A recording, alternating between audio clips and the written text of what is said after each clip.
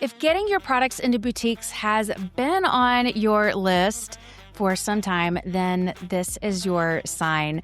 The Retail Ready Wholesale Challenge is a 5-day private podcast experience that walks you through exactly how to find the right retailers, write a pitch that gets replies, and follow up like a pro. It's only 20 minutes a day, $25, and by day 3, you'll have real pitches in real retailer inboxes. One wholesale account more than pays for this challenge many times over. Go to retailreadychallenge.com or the link in the show notes to grab your spot. Most product brand owners are sitting on a Shopify store that's really only doing about 30% of what it could be doing. And that's because the AI tools baked right into the platform are either being ignored or barely even scratched. My guest today has spent the last decade building and scaling hundreds of e-commerce stores, from scrappy $500 a month shops to enterprise brands clearing 6 figures a month. She's a Shopify expert, an e-commerce educator, and the founder of Ecommerce Savvy. Welcome, Deonnah Carolus. This is She Sells Differently. Hi, friends. Welcome to She Sells Differently, the show for aspiring women entrepreneurs looking to overcome the fear of selling and grow thriving businesses from a place of authenticity and confidence. I'm Andee Hart, and it wasn't all that long ago that I was a sales executive for a Fortune 500 company. But I knew in my heart that I was called to use my gifts for something more, something different. That's exactly why I created the She Sells Differently podcast. Each episode is going to deliver you business strategies, tools, and mindset shifts to help set you and your brand apart from our culture's expectations. It's time to elevate your sales and build a profitable, sustainable business you're proud of, one built on integrity, grace, and humility. It's time to learn how to sell differently. Hey there, welcome to the She Sells Differently podcast. Deonnah, I'm so excited that you are here, and we're going to talk about all things Shopify. So welcome to the She Sells Differently podcast. Hey, hi. Thank you for having me. I'm so excited to be here. Yes, Shopify is one of those topics that all product brand owners eventually come to, work with Shopify. And it's something that I have not touched on a whole lot on this podcast. So I would love to hear from you how you got started with your Ecommerce Savvy. Okay, so my business used to be called Summit Web Marketing, and I was a local service-based business running SEO, doing website development on WordPress, paid ads, and social media marketing, just for local businesses like service providers. And in 2018, I got approached by a fish store who was like the supply chain for Walmart fishes, like fish supplies and live fish, as well as the Denver public school system. So he was supplying all the live fish for Walmart. Wow. No pressure, right? No pressure. Right? And Denver Public Schools. So I took on that project and I just fell in love with Shopify because I was a WordPress girly for so long. And I had a very strong coding background and stuff. So I was just kind of like, I don't know, Shopify is like this platform. It's external. You don't really, you're not going to really own anything. But at the end of the day, you don't own a platform. So I dove into Shopify head first. And from then I was just like hooked on it. I pivoted my whole business into e-commerce and just helping product brands use the platform to the best of its ability to scale their businesses. So I've been doing that ever since. And that's how we started. That is incredible. Yeah. I would love to hear how you got started, how you found your niche. Because I always think it's so fascinating. If you had told me, even 10 years ago that I would be helping product businesses get their products on wholesale shelves, I would have been like, what? No. But it's always so fun to Wow. see Yeah. how that happens. So when you log into a new client store today, what's the first thing that you are looking for that tells you whether they're ready to scale or they're just stuck in survival mode with their store? I would say that as soon as I log into someone's dashboard, it's pretty obvious just based on their sales. I look at what quarter they're in, how they're performing in that quarter specifically. And then I look and see what kind of integrations they have, what marketing they're doing, if they have email set up. And then I typically would run an audit on their store, which is pretty in depth. Like what's broken? Have they done a migration? Have they changed their domain name? Just taking a broader bird's eye view of their SEO and just to see kind of did they even integrate anything? And now with like AI and Gemini and all the changes to SEO, which is now GEO, Hmm. really optimizing a website to get picked up with Google bots and traditional SEO formats is priority. And a lot of people just don't know where to start with that. So it's a whole new world. And I feel like I've been in digital marketing since 2015 and I have seen so many things Yeah, and I'm sure. trends. And I feel, yeah. And me, just like with everyone else, AI was like, what does this mean for my business? What are we Yeah. doing now? And what does this mean for my industry? So I think everyone is a little bit afraid.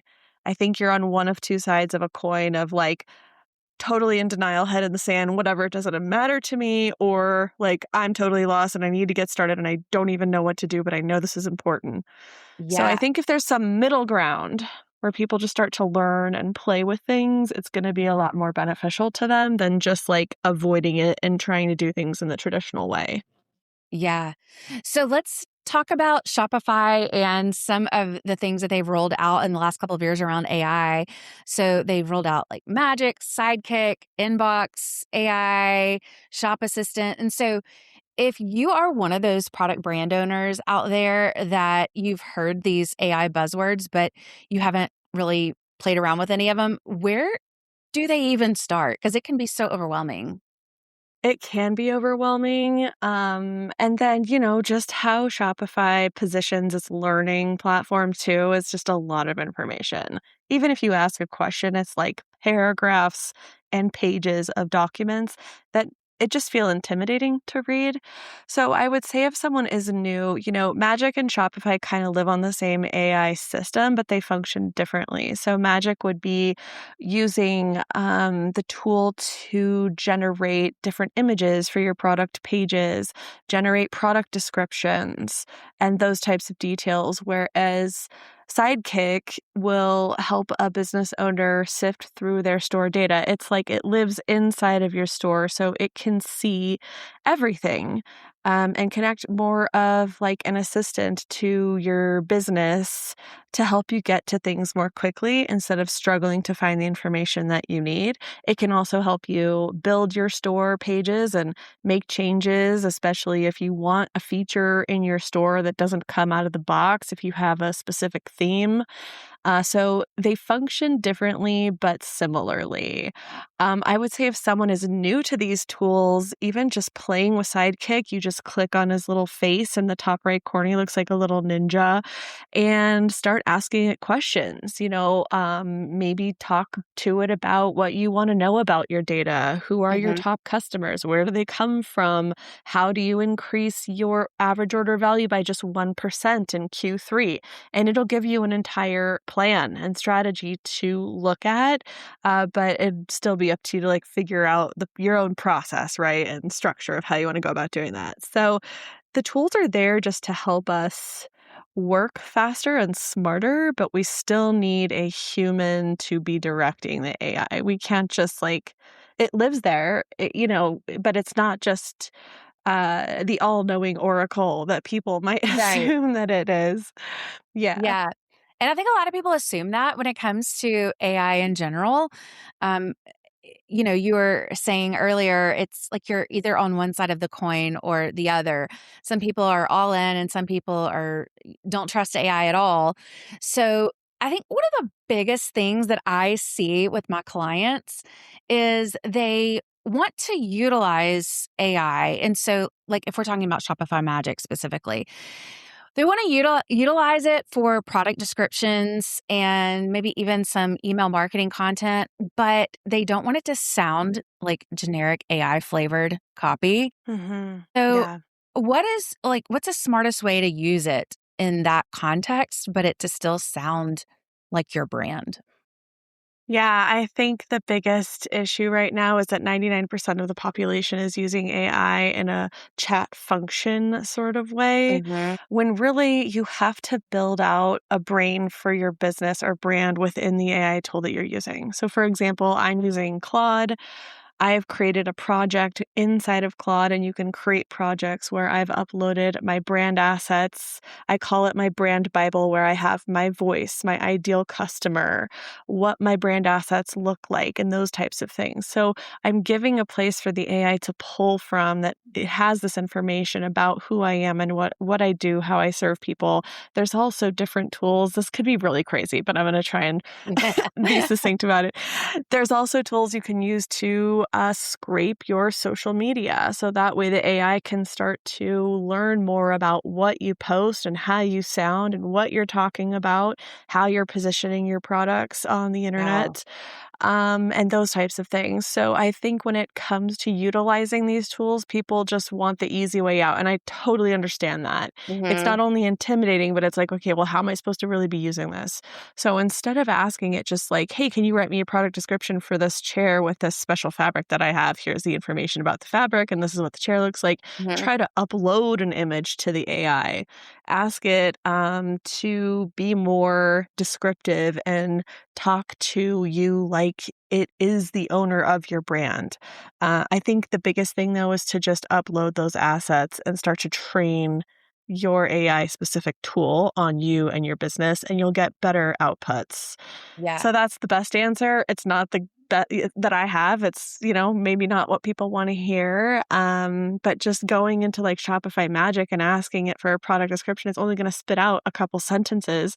And then you're going to have to copy that and move it over into ChatGPT or Claude and be like, hey, can you expand Yeah. on this? And that's like AI 2 years ago, because I was doing that for my clients' product Yeah. descriptions. And then I would have to just manually sift through over and over. And we're still in the very beginning phases of AI, right? This is Yeah. like the crappiest it's ever going to be. And it's just going to keep getting better and better because you were giving it access to our data, which is crazy in certain ways. I can see why people are scared. Yeah. Yeah. Yeah, but I think that if you're using it for your business, inside of Claude too, when you use like Claude Cowork, for example, only you have access to that dashboard. Your team would not, it's not exposed in chats. You can turn off the data sharing with your AI tool so it's not being exposed or they can't do whatever they want with it. And I think a lot of people just leave those settings on because they don't know where they live and they don't know where they are. And so they're just kind Yeah. of trying to figure this out, and we all are. We're still Yeah. all new at it. Yeah. Yeah. So you actually, when it comes to utilizing Shopify Magic, um, it sounds like you actually prefer a tool like Claude or something like that instead of starting with Shopify AI tools. Is that correct? As of now, yes. However, I'm seeing crazy things right now in the AI space. Like, if you want to design your store, you can literally use Sidekick to help you do that. I see people using Claude Code, for example, to do that, where they're installing it in their terminal on their computer. And it's like, unless you're like a web developer, why are we doing this? This is just so confusing for store owners, especially DIY store owners that have no Yeah. idea about coding or computer programming or any of that. Like, once they get going, sure, yeah, the people make it look easy, but if you're not technical, you don't need to be technical, and you can still use Shopify's internal tools. Magic is really good for like if you don't have product imagery, you can upload like something you took with your cell phone of your product, upload it into there, and change out the background and make it look better. And Shopify is pretty cool and can handle that pretty well. Even if Yeah. you have no images, you can prompt it to create you images and it will spit something out for you. So, whether it's good or bad for people, that's up to them to decide on that. But now with Gemini and Perplexity and like other tools out there that are really good at image generation, like Nano Banana, and Mhm. I think ChatGPT just came out with a really good image editor Yeah, about a week ago. It's a matter of playing with things right now, getting your hands and in there and just getting dirty with these tools and exploring them and taking the time, even if it's just an hour a day. Because like I said, we are all figuring this out. We're all new at it. No one is like the all-knowing person of AI that's going to come down and teach us the right way to do this right right? now. Yeah, but the use cases are pretty phenomenal as I'm seeing them now. And Shopify has been a leader in the space for AI, if you ask me personally. I think that all these other tools and platforms out there are trying to integrate it. They don't know what they're doing. They're having a Mhm. hard time. But Shopify was just like, hey, here's this thing, and we're going to help you grow and scale your store in a way that makes sense to you and you understand it, and your data is in there that is yours. So I think that they have been a leader in this and will continue to be. Yeah, it's so interesting, coming from I have almost 20 years of technology sales background before I started my business and became an entrepreneur. And we've been talking about AI for years and years and years before ChatGPT was even a thing. And Hmm. so it is so fascinating to see the brands and the businesses that embrace it in the right way versus, people that live in fear. And I think that there's a healthy mix, but I definitely see the businesses that are scaling and have the massive growth. They're always the ones that are embracing new technology, whether it's AI or what have you. Yeah. But I also see them have like a healthy balance. And so, where do you see brand owners, and you kind of hinted at this earlier, but over relying on AI? So, what's the part of running a Shopify store where you really still have to have that human touch? I would say that you still have to direct it in the sense that you know your business, you're in it day to day, you see the patterns that are going on, you know your customers best. AI doesn't know any of that. Yeah. So to try and come in there and ask it questions about you or your business, it's basically like asking a stranger off the street, like, "Hey, what do you think if I like tried this new strategy for my business? I sell dolls' toys or dolls' clothes or something like that. Um, like, do you think that would be a good idea?" And they'd be like, "Well, first, I don't know anything about your business. Like, how long have you been in business? What's your Yeah. best seller?" Like, so the more we can talk to our AI and like a human, it's going to respond in those ways, and just getting more comfortable with taking the time and writing to it because it spits out prompts back to you very quickly, so it feels like, "Oh, I should be doing this fast, and this is quick, and it's simple, and I just need to give it, like, a couple sentences." No. We have to learn how to train the robot. So, don't assume that just because 'cause you're using it, that it sucks because it's spitting out something that sounds generic because you're probably just not prompting it in the right way yet, and, there's probably a ton of different trainings on prompting at this point, yeah? Yeah. Oh, all over the place. So, I see us heading even more into a world where an AI agent might complete a purchase for a consumer before they ever see your brand story or your about page or, anything on your website. So, how should product brand owners be thinking about brand building or even, integrating AI in an era where like the browsing experience is now literally on these AI tools? I know tools like ChatGPT and others are creating these shopping experiences by putting product feeds into them now.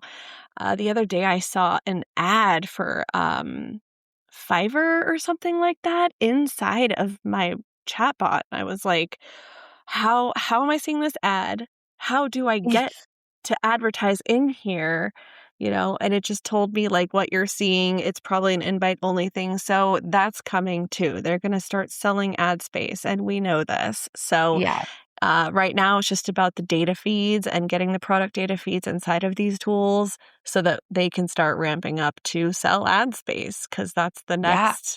that's the next thing. So, It's crazy. yeah, It's so I don't crazy. think people should be afraid of that. Yeah. They're not afraid of Google cataloging their stuff or Google Merchant Mhm. Services tracking their images. So it's the same thing with your Yeah. product data inside of AI. So I would just say, like, be prepared as much as possible to position yourself digitally, including building your ecosystem around your brand, which is your social media channels, anywhere you're selling other than your online store. If you have a brick and mortar location, make that pretty obvious. Be connecting to other assets. Your digital footprint now is more important than ever.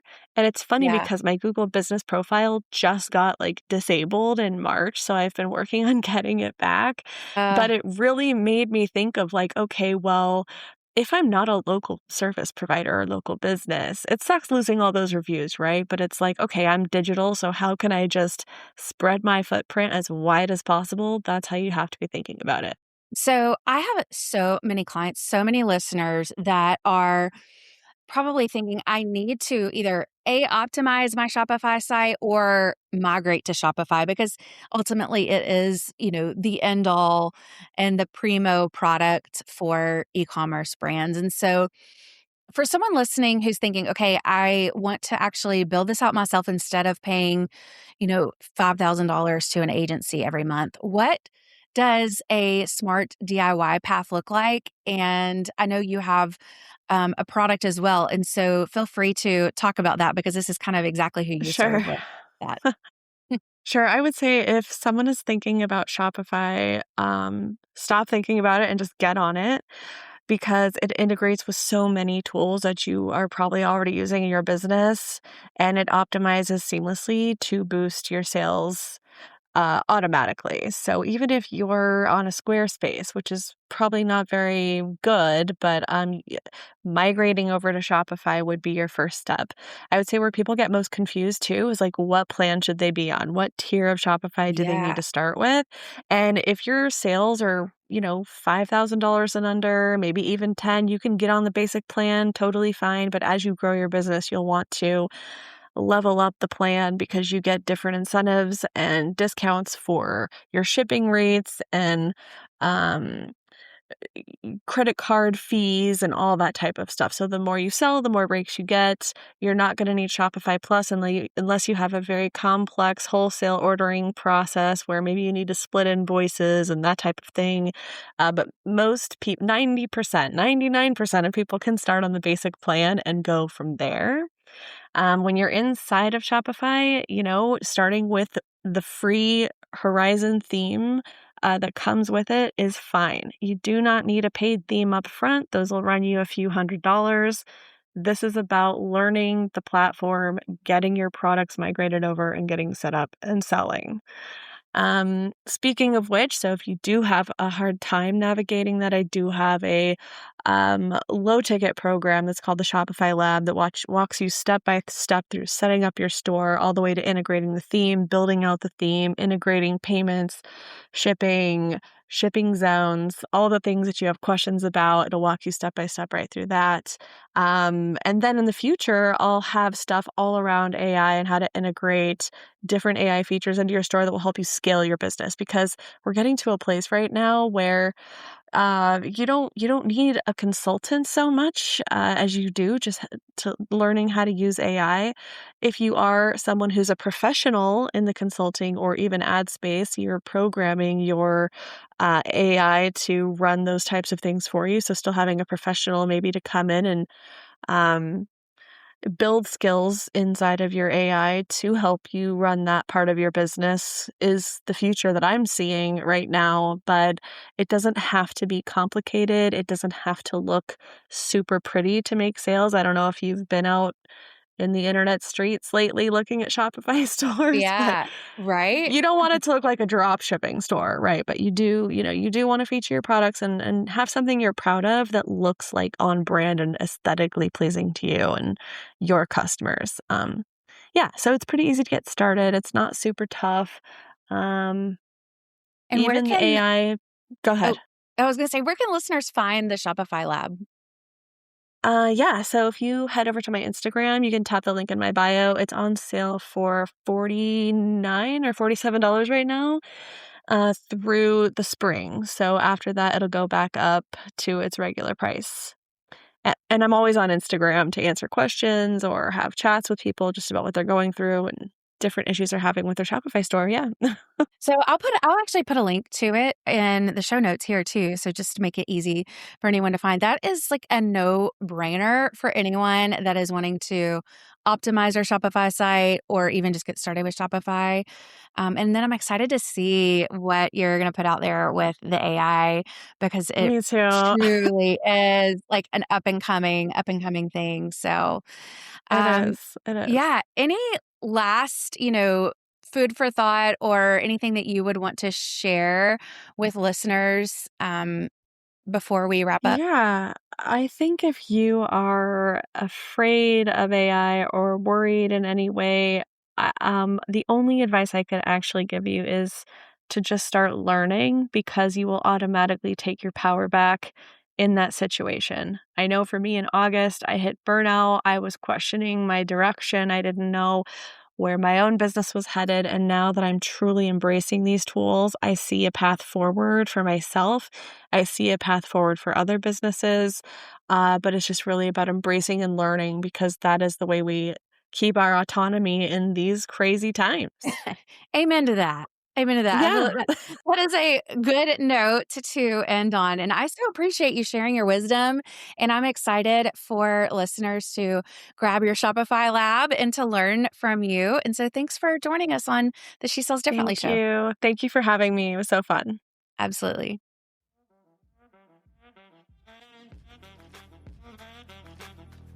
All right, that's a wrap on today's episode of She Sells Differently.